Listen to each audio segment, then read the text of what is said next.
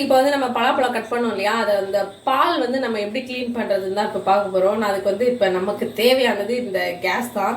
இதை வச்சு தான் நம்ம க்ளீன் பண்ண போகிறோம். இதில் வந்து ரொம்ப சிம்பிளாக க்ளீன் பண்ணலாம். ஃபர்ஸ்ட் அதை எப்படி பண்ணுறதுன்னு பார்க்கலாம். கேஸ் ஃபஸ்ட்டு வந்து ஆன் பண்ணிவிட்டு லைட்டாக ஹீட் பண்ணி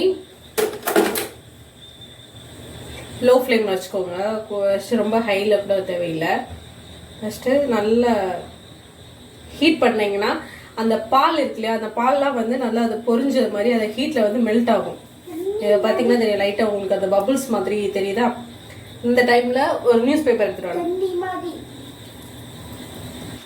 இப்போவுமே வந்து பலாப்பழம் கட் பண்ணதுக்கப்புறம் இந்த நைஃபை க்ளீன் பண்ணுறது இந்த மாதிரி பண்ணிக்கோங்க. இப்படி பண்ணோம் அப்படின்னா நமக்கு ரொம்ப ஈஸி, யூஸ் பண்ணுறதுக்கும் நமக்கு ரொம்ப ஈஸியாக இருக்கும். இது போட்டு ரொம்ப ரொம்ப கஷ்டப்பட்டு ரொம்ப ஸ்க்ரப்பர் போட்டு தேய்ச்சி அந்த மாதிரியெல்லாம் பண்ண தேவையில்லை. அவ்வளோதான். பழைய கிளாத் இருந்ததுன்னா கிளாத் யூஸ் பண்ணிக்கலாம். இல்லை அப்படின்னா நீங்கள் இந்த மாதிரி ஒரு நைஃப் ஒரு நியூஸ் பேப்பர் வச்சுட்டு அந்த நியூஸ் பேப்பரில் இப்படி தொடச்சி எடுத்துருங்க.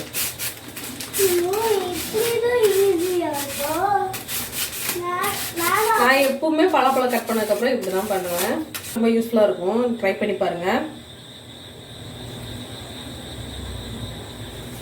உடனே பண்ணிட்டீங்கன்னா அந்த ஹீட்லேயே வந்து சூப்பராக க்ளீன் பண்ணிடலாம்.